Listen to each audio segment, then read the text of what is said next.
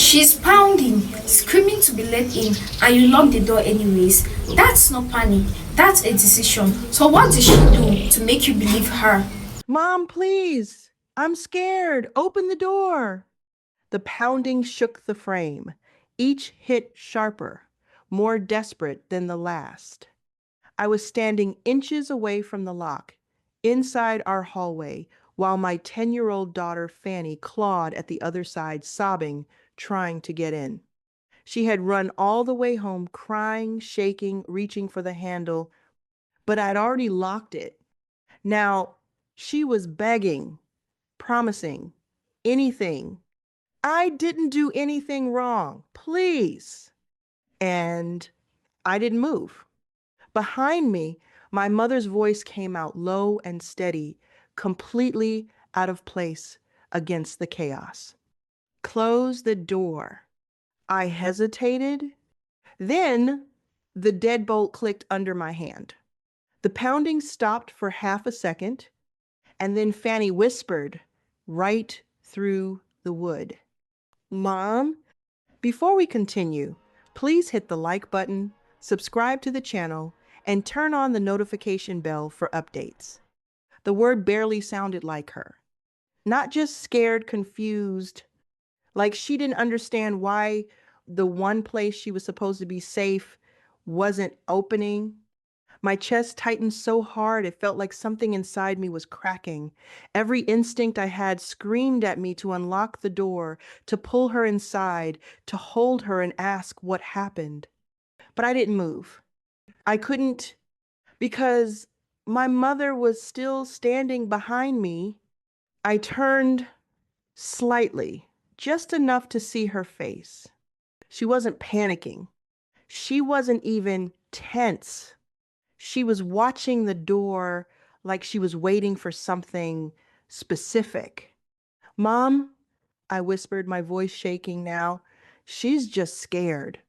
"No," Margaret said quietly, "she's not." Another knock came slower this time, weaker. "Mom," Fanny said again, her voice trembling, "why won't you open it?" I stepped forward before I could stop myself, my hand lifting toward the lock. "Don't." The word snapped through the hallway. I froze. Margaret moved closer, her presence suddenly overwhelming, her hand gripping my wrist just enough to stop me. "If you open that door," she said, her eyes locking onto mine, "you won't be able to undo it." Undo what? My mind scrambled for something, anything that made sense. Fanny had run home from school before. Kids get scared, they cry, they panic. That's normal. This wasn't, this, this felt wrong in a way I couldn't explain. Outside, the crying started to fade, breaking into uneven breaths. Then silence. Too fast. Too sudden. I leaned toward the door, straining to hear something, anything, but all I caught was the faint sound of movement, like fabric brushing against wood. "She stopped," I whispered. Margaret didn't respond. I glanced back at her, and that's when I noticed it. She looked relieved, not worried, not unsure, relieved. My stomach dropped. "Mom," I said, more firmly this time, "you need to tell me what's going on." For a moment, she didn't answer. Then, slowly, she looked back at the door and said, almost under her breath, "She came back wrong." The silence didn't last. It stretched thick, unnatural, until it started to feel louder than the pounding had been. I stayed by the door, staring at it like I could somehow see through it, like I could make sense of what was happening if I just didn't look away. "She came back wrong?" I repeated, my voice tighter now. "What does that even mean?" Margaret walked past me into the living room, calm, measured, like we weren't in the middle of something that made no sense. "It means," she said, "you need to stop thinking like a mother for 5 seconds and start paying attention." That hit harder than I expected. Outside, there was a soft knock again. Not frantic this time, just steady. Mom? Fanny called, quieter now. I'm cold. I closed my eyes for a second, fighting the urge to just open the door and end this. She was fine this morning, I said, following Margaret. She ate breakfast. She went to school. Nothing was wrong. Margaret turned to face me. Yesterday, she said, what about it? She disappeared. I blinked.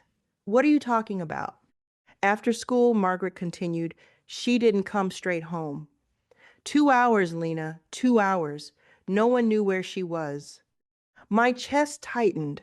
Kids lose track of time. She forgot the dog's name. I stopped.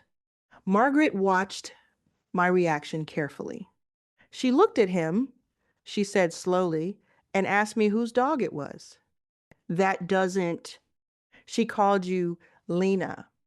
That one landed hard. I shook my head immediately. No, she didn't. She did. Outside, another knock. Then Fanny again, softer now. Mom? I turned back toward the door, my pulse picking up. She's 10, I said, my voice unsteady.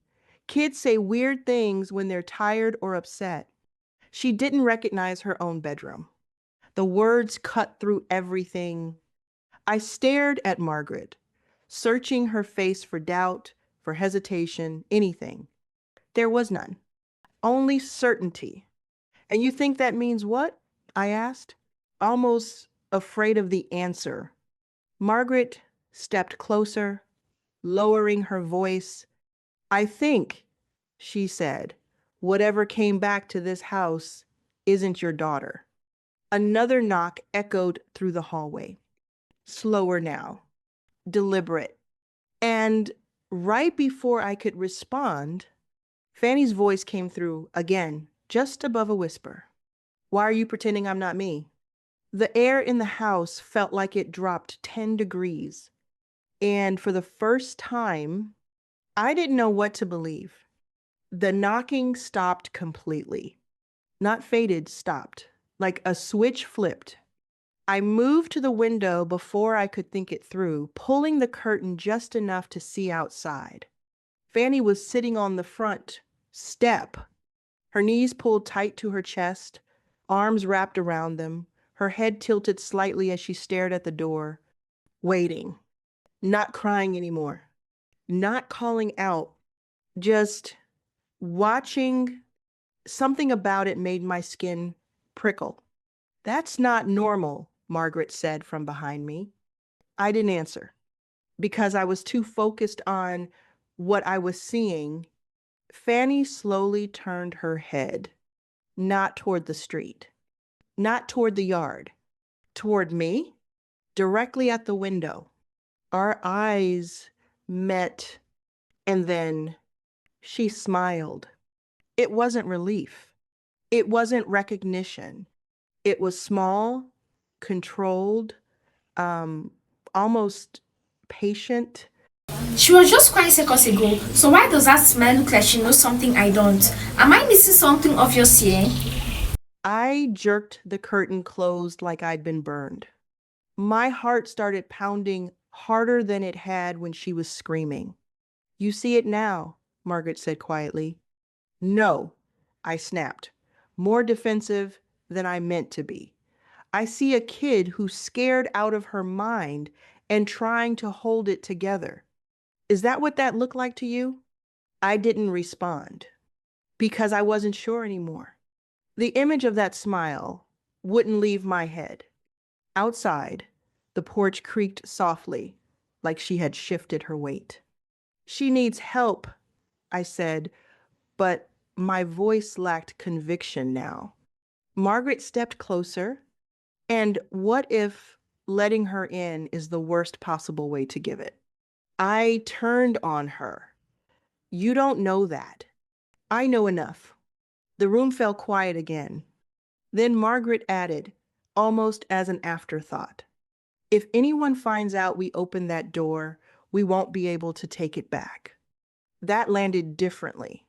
What does that mean? I asked. But she didn't answer. Instead, she just looked toward the door. Night came slowly. I barely moved from the hallway. At some point, the porch light flicked on automatically, casting a dim glow through the edges of the doorframe. No more knocking, no more crying, just silence. Until a soft voice slipped through the door. Clear, calm, too calm. Mom, I know you're awake. I felt every muscle in my body lock. I can hear you breathing. A pause. Then, quieter. Why won't you let me in? I didn't move, didn't speak.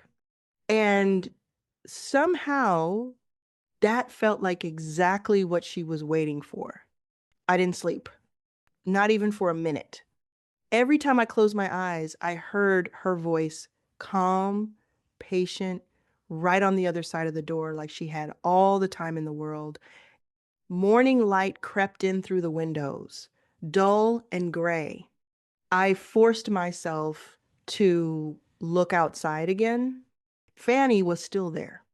Same spot, same position, but now her clothes were dirt streaked, her hair tangled, her face pale from the cold night air. She looked smaller, weaker, but her eyes, when they lifted toward the house, were still sharp, still aware. A car slowed as it passed.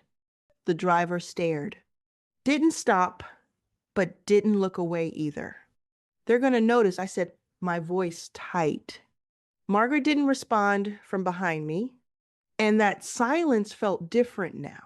Heavier, more certain. I stepped away from the window and went straight to the small security monitor mounted near the kitchen. My hands shook as I pulled up yesterday's footage. If you're wrong, I muttered. I rewound to the afternoon. Fast forwarded, there, Fanny walking up toward the house. I leaned closer. Something felt off immediately. She didn't come from the street, I whispered. The camera angle showed the driveway clearly. Empty. Fanny stepped into frame from the side, from the direction of the woods. I rewound again, watched, slower. She emerged from between the trees, clothes slightly disheveled, movement stiff like she was concentrating on each step. No backpack, no phone, just walking. My pulse started to spike. She was gone for 2 hours. I said under my breath. Behind me, I felt Margaret's presence again.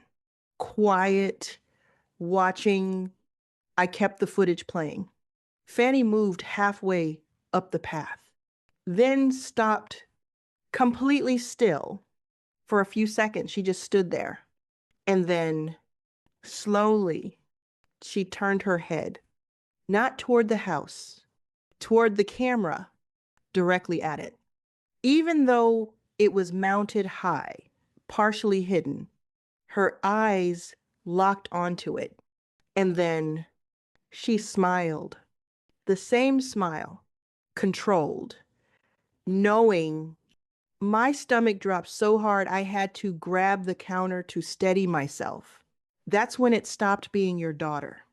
Margaret's voice came from right behind me, low, certain, and for the first time, I didn't turn to argue because I couldn't explain what I had just seen. Everything broke the moment I picked up my phone. My hands were shaking so badly I almost dropped it, but I dialed anyway. 911, what's your emergency? I looked at the door, then at the screen still frozen on Fanny's face mid-smile. My daughter is outside, I said. She's been out there all night. Something's wrong. I need someone here. Margaret's head snapped toward me. What are you doing? I'm getting help. You're making a mistake. But I didn't hang up. Within minutes, a patrol car pulled up. Then another. The quiet street wasn't quiet anymore. Doors opened, radios crackled, neighbors peeked through curtains. The front door, the same door I had locked against my own child, was finally opened. An officer stepped out first, cautious but calm. Hey there, he said gently to Fanny. Can you tell me your name? She hesitated just for a second. Fanny, she said, her voice dry. They wrapped her in a blanket, guided her toward the car. She didn't resist, didn't look back at the house, didn't look at me. Inside, another officer spoke to me, asking questions I struggled to answer. How long was she outside? Why didn't you let her in? Did anyone instruct you to keep her out? I glanced at Margaret. She said nothing. At the hospital, everything unraveled quickly. A doctor explained it in terms that were clinical, grounded, real. She likely experienced a concussion, he said. Disorientation, confusion, temporary memory gaps. It's consistent with a fall. A fall. In the woods. Alone. Forgetting names, hesitation with familiar spaces, those aren't uncommon in cases like this. I felt something inside me collapse. There's no indication, he added carefully, of anything beyond that. No possession, no replacement, no wrong child. Just my daughter, terrified, hurt, locked out. I found her later in a hospital room, sitting upright in bed, a blanket pulled tight around her shoulders. She looked smaller somehow, quieter. Fanny, my voice cracked as I stepped closer. She didn't look up right away. When she did, her eyes met mine, but there was distance in them now. Not fear, not anger, something worse. I thought, she said softly, you didn't want me anymore. The words didn't hit like a punch. They settled, heavy, permanent. I was scared, I said, but even as I said it, I knew how it sounded. So was she, and I had left her outside. Everything that came after was unavoidable. Child Protective Services opened a case within 48 hours. Neglect, endangerment. They didn't care about fear or confusion or what my mother had said. They cared about what I did. Margaret was asked to leave the house that same week. Officially, it was temporary. Unofficially, I knew it wasn't. Neighbors talked. Of course they did.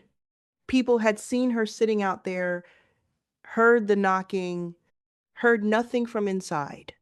At home, the silence changed. Fanny didn't come running anymore, didn't hug me, didn't ask for help with homework or tell me about her day.